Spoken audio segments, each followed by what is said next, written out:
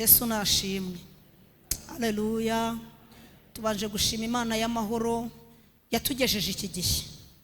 Yarakoze ko yadushoboje tukabasha gusenga. Gusenga n'urufunguzo rw'ibintu byose. Gusenga kujya gukuraho ibihome bya Satani. Imana ishimwe. Turayishimiye ko yaduhaye imbaraga. Turayishimiye ko yabaye mu ruhande rwacu. Kandi yatanze ingabo nyinshi zipfa ku bwacu. Yesu nashimwe. Turashimiye natwe ko Imana yadukenyeje tukazinaha. Imana ihabwa icyubahiro. Ku mbaraga z'umwana w'umuntu ntibyari gushoboka, ariko Yesu isi itararemwa bino yarabishyize muri bije ye. Turashimiye Imana rero ko ivuga ijambo ikaririnda, niko yabwiye umugaragu wa Yeremiya. Ndamubwira ngo Yeremiya uruzi iki? Nduzi inkoni y'umurinzi. Uko niko ndindi ijambo ryanjye nkarisohoreza icyo naritumye. Ijambo ry'Imana yaranditse kera ntarabaho na data atarabaho irarishohoje. Imana yacu ihabwa icyubahiro. Ku bantu baje none tweshakiye Grace cyangwa Mama Keve, nsengera ku mudugudu wa Kirura Paruwasi yacu ni Muganza. Yesu aduhana umugisha. Reka turebe uno muririmbyi wa 20 mu ndirimbo zo gushimisha Imana. Abaririmbyi mutuzamurire. Yesu abahereza umugisha. Biravuga ngo mbonye umukiza mwiza. Ni Yesu Kristo. Ni Yesu Kristo, ni uruti inshuti zose zo mw'isi. Igikundiro cye cyinshi nicyo cyanyemeje kumusanga ngo anyuhagiranize.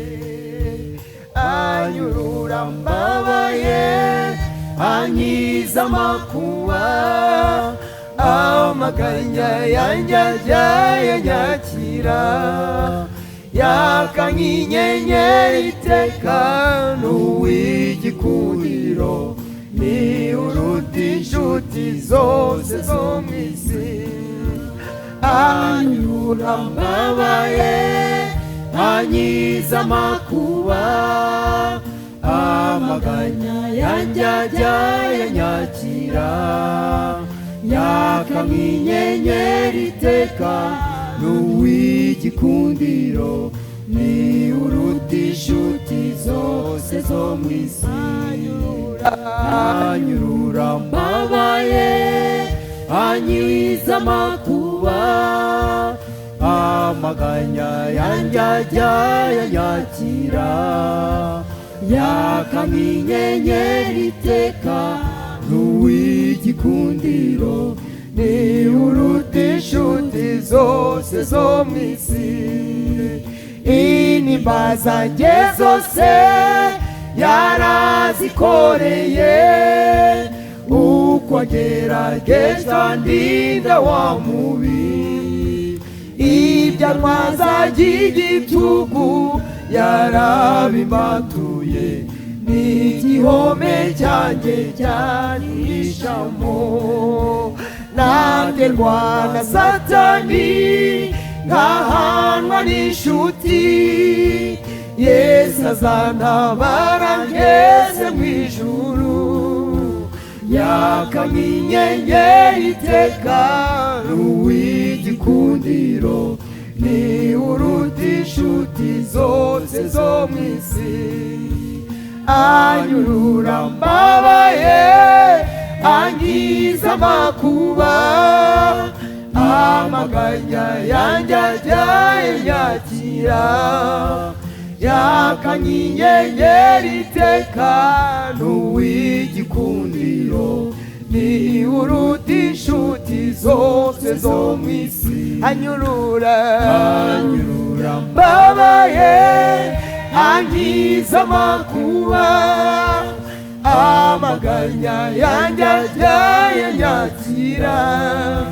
Yaka nk'inyenyeri iteka n'uw'igikundiro, ni uruta inshuti zose zo mw'isi. Ntazasiga nk'imfubyi, ntazamemukira, mpora mbeshwaho no kwizera gusa. Umva ngotesheje ingabo, ntacyo ngitinya pe. Ajya ntungisha amanu yo mw'ijuru.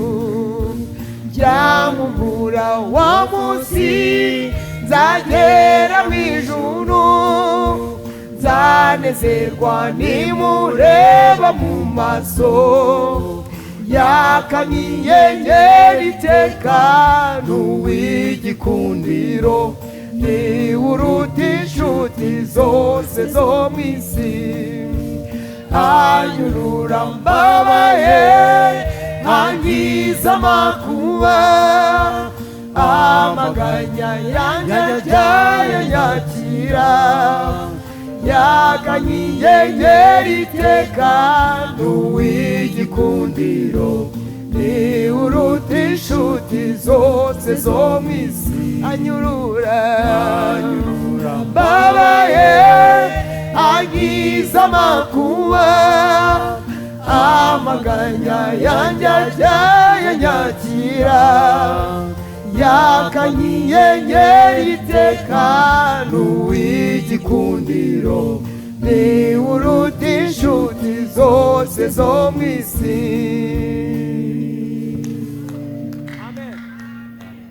Yesu nashimwe. Nta wundi wakurura abagabo usibye Yesu, nta wundi wakurura ababyeyi usibye Yesu, nta wundi wakurura iyi si usibye Yesu. Yesu nashimwe. Haleluya. Nta wundi ufite urufunguzo rw'ibizaba kereka Yesu. Ni nako yaririmbye aravuga ngo ni Yesu ufite urufunguzo rw'ibizaba, ngo nta wundi wo kurundindira keretse we. Yesu nashimwe. Dushimye Imana y'amahoro rero ko Yesu yaducunguye kandi yagize neza n'ukuri yarakoze. Icyubahiro ni iki? Natwe twemeje kumukurikira no kumukorera, naho haba ari no mu rupfu twarabyiyemeje tuzarunyuramo. Yesu nashimwe. Kuko nasanze mu isi nta kurama kudapfa, wanga gupfira Yesu ugapfira ubusa. Imana yacu nihabwa icyubahiro. Reka tujye mu ijambo rya nyiri ijambo. Ariko anyurura mbabaye ankiza amakuba, amaganya yanjye yose ajya yanyakira. Nta muntu n'umwe ku isi wakwakira amaganya. Izi ngo zacu zibamo amaganya menshi, Yesu niwe waza akazakira amaganya yazo. Aba basore mufite amaganya menshi, nta wundi wabaruhura atari Yesu. Abakobwa mufite amaganya hatabaye Imana twatoragura amashashi, ariko ko dufite yaduhamagaye, iyo niyo kwizerwa no kubikora izabikora. Haleluya. Dufite Imana ishobora ibidashoboka. Dufite Imana ivana ikuzimu, dufite Imana yahanitse ikirere, dufite Imana yadendeje inyanja. Haleluya. Yankunda gusenga Imana, ayibwira nti nyiribihe, ni wowe ufite urufunguzo ku buzima bwanjye, ni wowe ufite urufunguzo rw'abana wampaye, ni wowe ufite urufunguzo rw'umugabo, ni wowe wakingura amarembo gatambuka. Haleluya.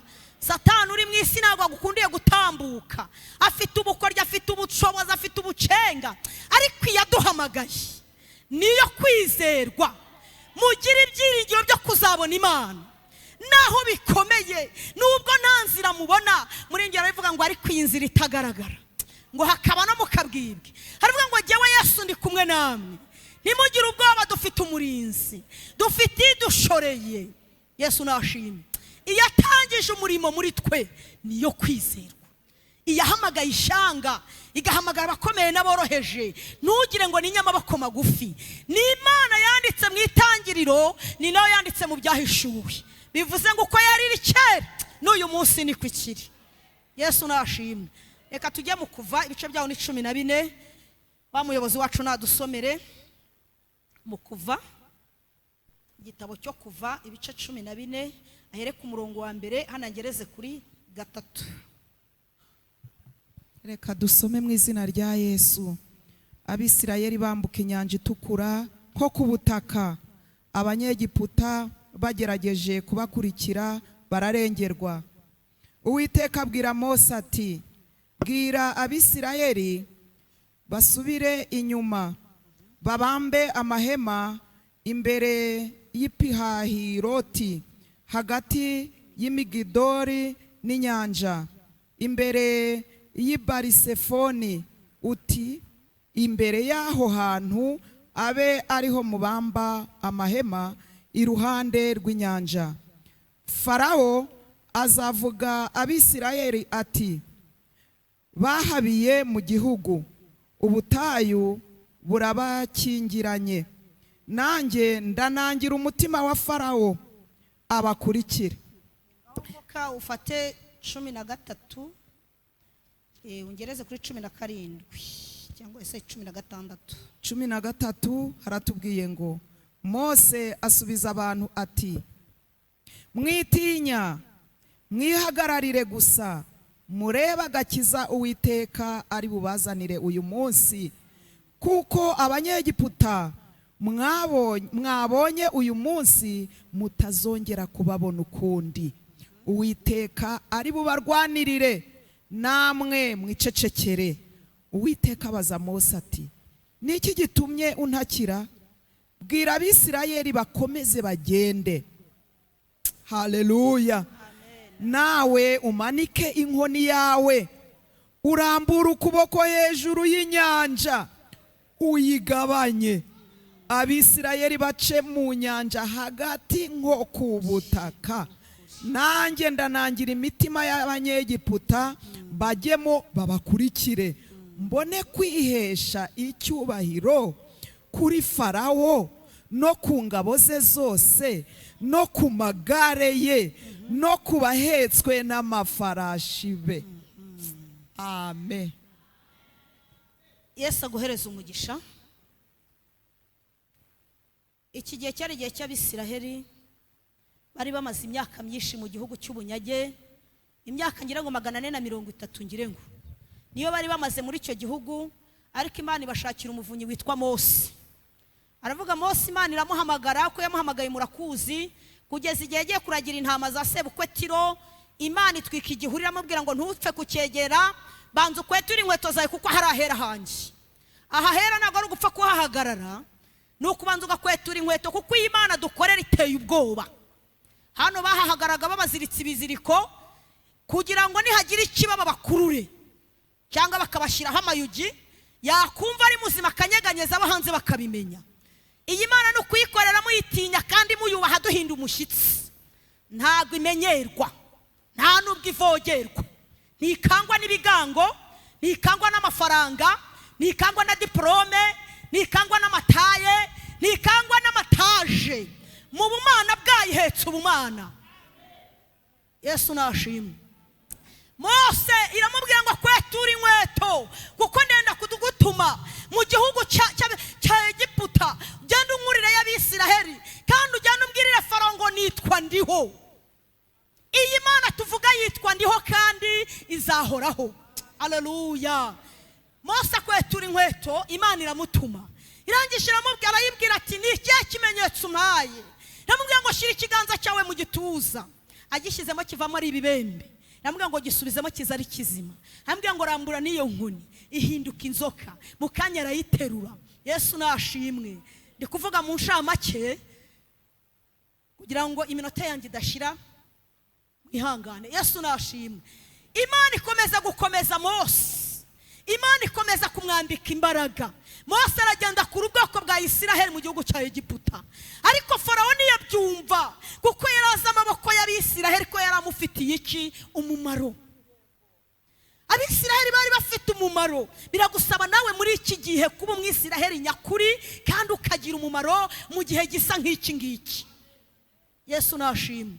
Gira umumaro mu gihe gisa nk'iki, mu gihe gikomeye. Gira umumaro kuri mwene so, gira umumaro ku itorero, gira umumaro ku gihugu, gira ikintu cyitwa umumaro ku buryo buri wese nakubona kwifuza.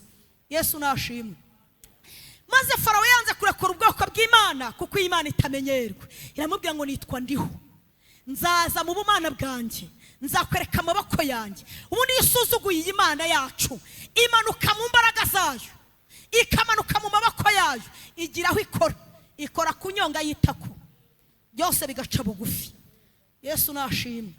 Ntikangwa no kuri umugabo munini, ndakurahiye ntacyo wabwira Imana kereka umukiranutsi, kuko isengesho ry'umunyabyaha nikizira imbere y'Uwiteka. Ni n'isengesho ry'umunyagara. Isengesho ry'umunyabyaha ni umunyagara, ntago rirenga hano. Ariko iry'umukiranutsi riratambuka rikarenga inyenyeri n'ibicu, rikajya ku rugi rigakomanga, rishaka kureba Imana. Yesu nashimwe. Imana rero ntiyakangwa nuko Farawo ari umwami. Oya, kuba wakwitwa umwami utubaha Imana, ntabwo Imana wayitera ubwoba, ntabwo igihindishwa umushyitsi n'ibibonetse. Yesu nashimwe. Irangije imuteza ibyago 10 byose biragera, ariko arangije abati ubu bwoko burakomeye. Ubundi turi ubwoko bukomeye, turi ubwoko butuye ukwabwo, turi ubwoko butavumika, turi ubwoko Imana yaronse, turi ubwoko Imana yatoranyije. Harangije abyo ati mubareke bagende, ibi byago kugeza mfashe umwana wanjye w'ifura ari we bari kuzaba umwami akasimbura ku ngoma, abantu bose bagapfusha ntawe gutabara. None nimureka Abisiraheli baragende. Ngo Abisiraheli bafata igihe bahambira amahamba, barangije bafata igihe baragenda, bageze mu butayu, ari ryo jambo twasomye, ngo bagere imbere ngo babone n'inyanja itukura.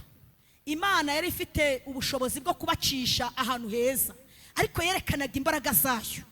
Yagira ngo yereke Farawo amaboko yayo, yagira ngo ifate bya binyambaraga ibitsinde mu nyanja. Harangije ngo Abisiraheli bageze ku nyanja, ngo bakomeza kugenda, ngo ariko barebye inyanja babona nta nzira.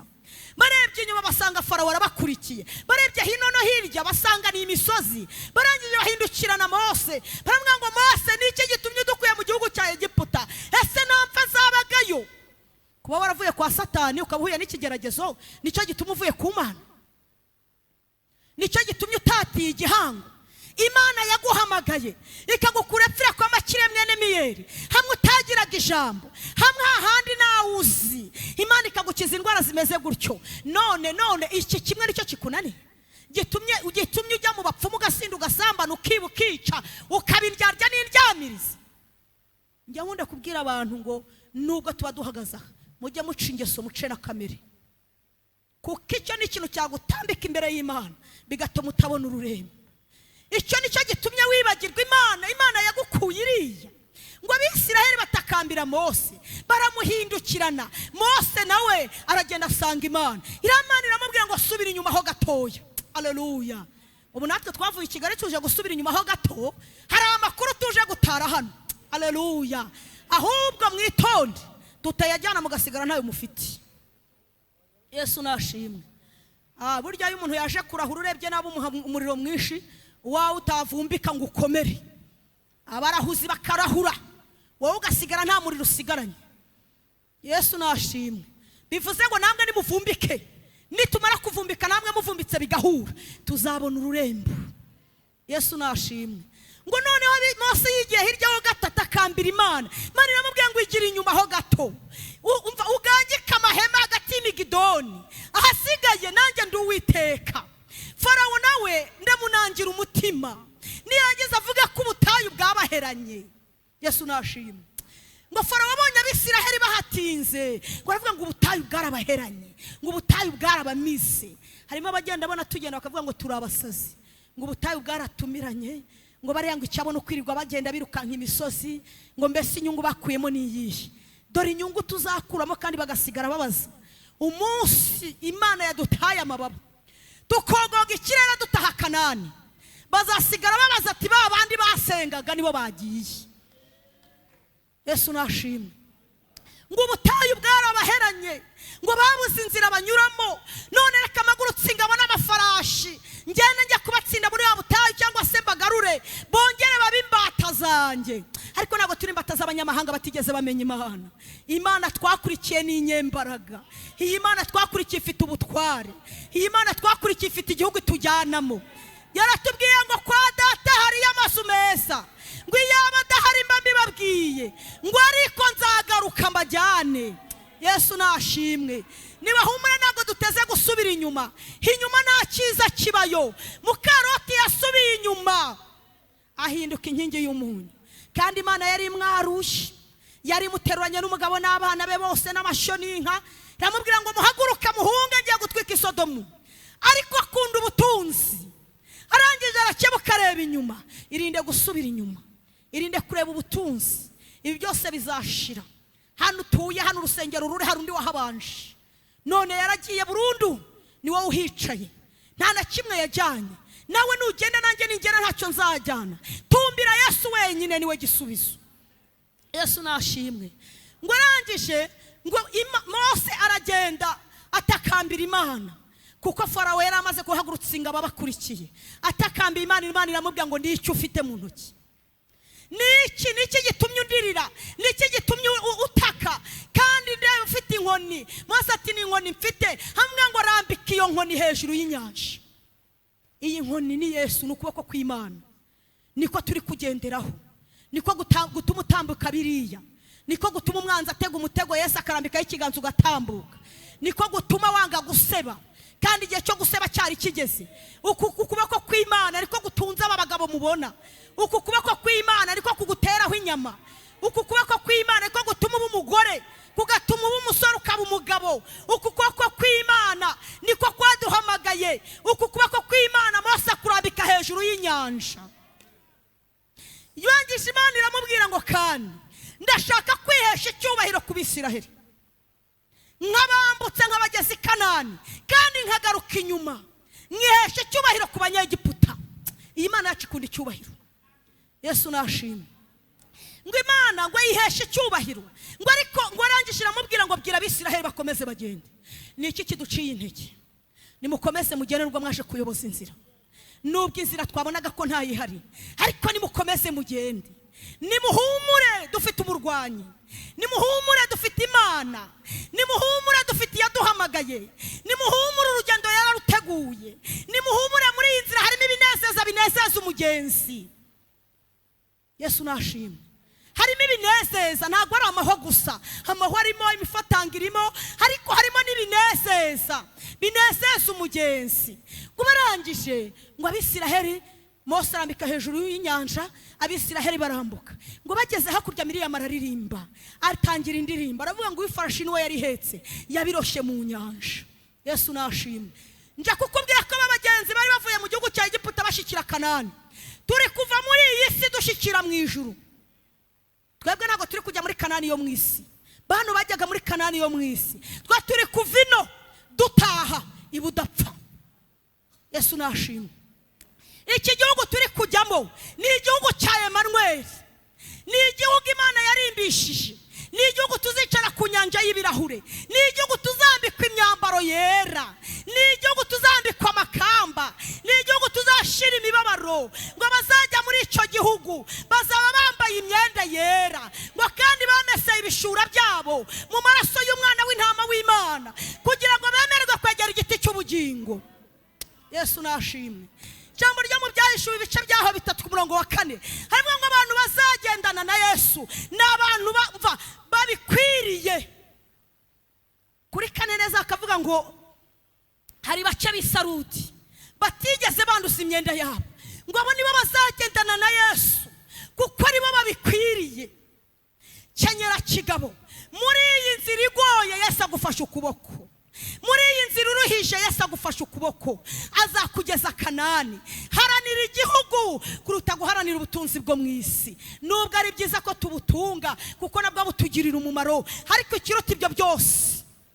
Muri iyi yaravuze ngo maze nintumirwa ngiye gupfa nzagira ibyishimo bitavugwa, nzabona ihirwe ngiye mu ijuru. Kandi arepfa aravuga hirindi jambo aravuga ngo ubwo nibwo nzasezera ibihe byiza byitwa gusenga. Bajyaga i Kanani, twebwe turajya mu ijuru. Iyi nzira twaje kuyoboza nijya mu ijuru. Twebwe nta yindi nzira dukeneye, nidufata amaboko ikatwambutsa Yorodani, ikakwambutsa iyi nyanja yitwa rupfu, ugatambuka ukagenda utanukaho imyotsi. Yesu nashimwe. Umunsi umwe Yesu yagendaga nawe agenda mu nzira ahura n'abantu bajyaga i Mawusi, ngo batangiye kuvuga inkuru baravuga ngo Yesu wa wundi abantu bajyaga bavuga ngo yazutse. Yesu ababagezeho aratangira arababwira ati ayo makuru ntayo mwari muzi, ngo uko agenda aganira nabo bajya i Mawusi, ngo bagendaga imitima yabo yururuka, ngo uko Yesu ateruye ikiganiro ngo imitima yabo yagendaga icya, ngo bakagenda bakunda kurushaho gukunda Yesu, ngo buzuraga ibineza neza cyane, ngo bumvaga bakumbuye urureba nk'abarureba. Ngo igihe kigeze bubiriraho, ngo baravuga ngo reka ducumbike muri uyu mudugudu. Ngo Yesu ageze igihe cyo kugabura, ngo amanyura umutsima bahita babona ko ari Yesu.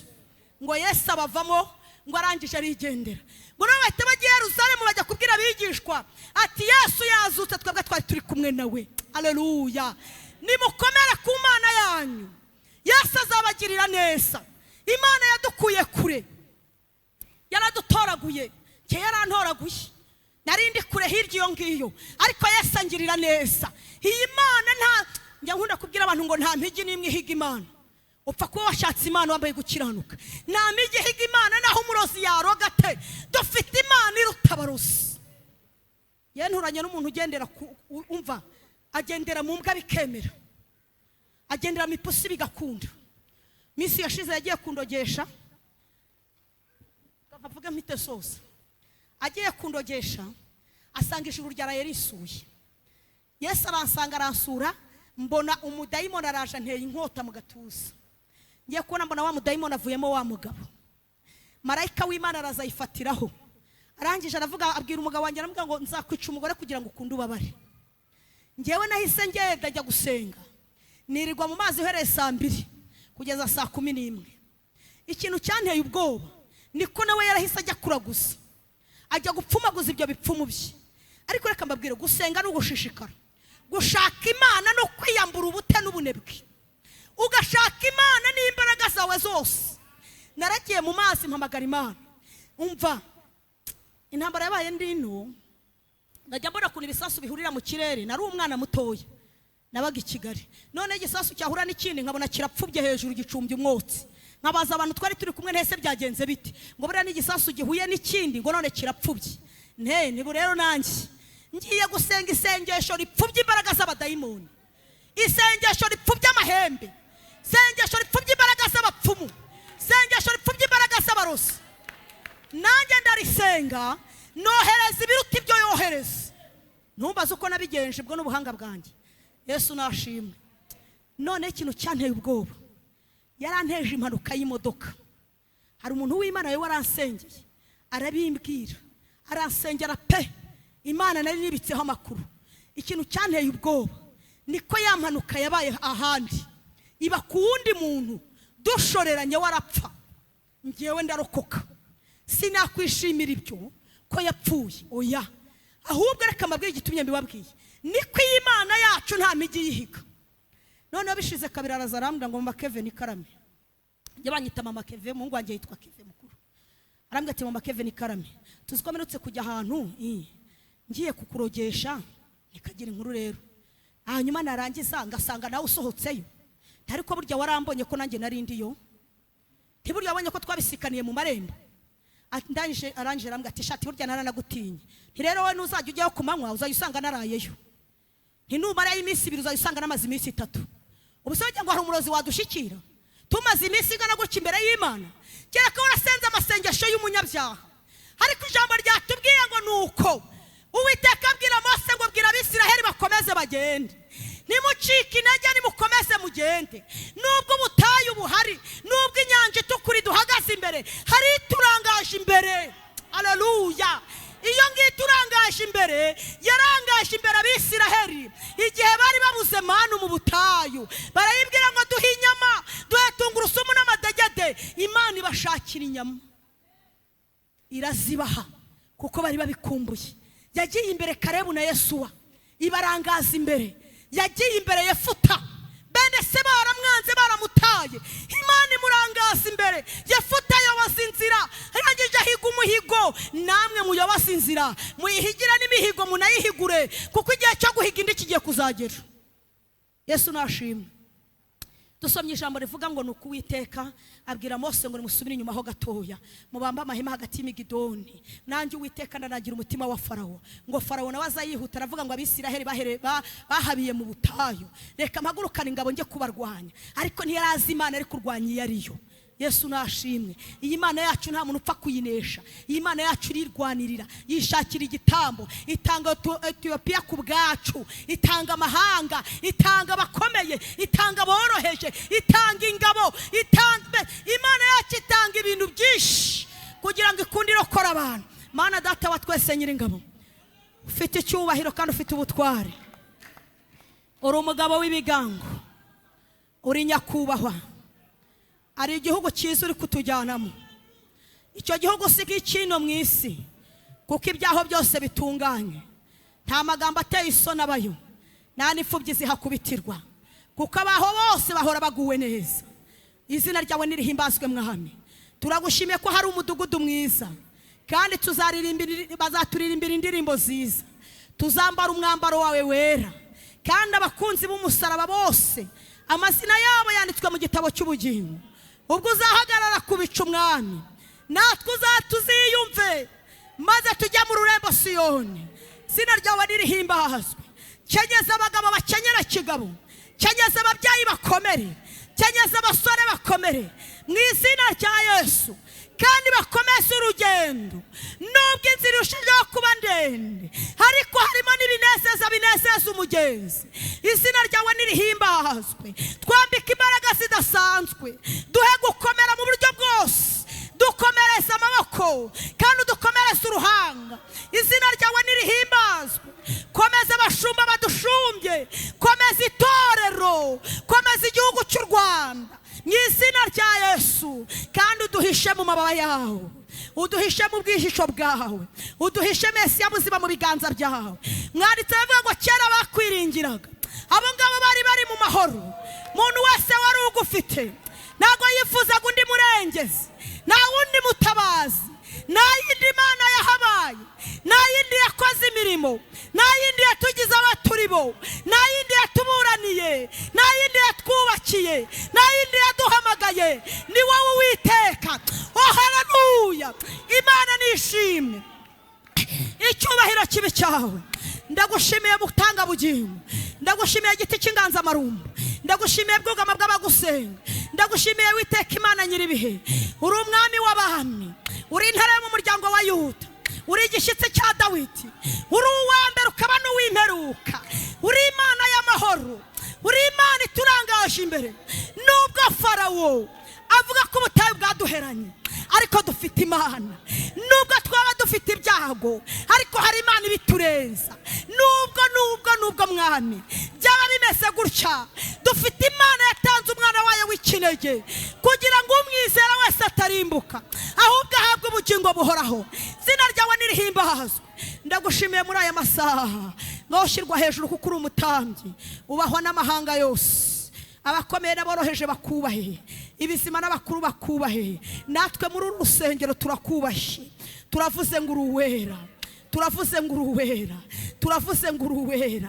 Muri aya masengesho uruwera, kandi ukomeze iyi mitima ihabiye mu butayu.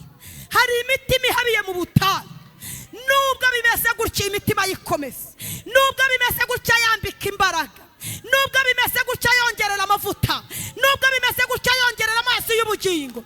Oh haleluya, izina ryawe nirihimbazwe Yesu. Ndagushimye mwami, ubahwa n'aba bagabo bari imbere yawe. Mana baguhaye icyubahiro, basiga ibyabo, bakubira inshuro 100. Ababyeyi basize ibyabo, bakubira inshuro 100 bakiri mu isi.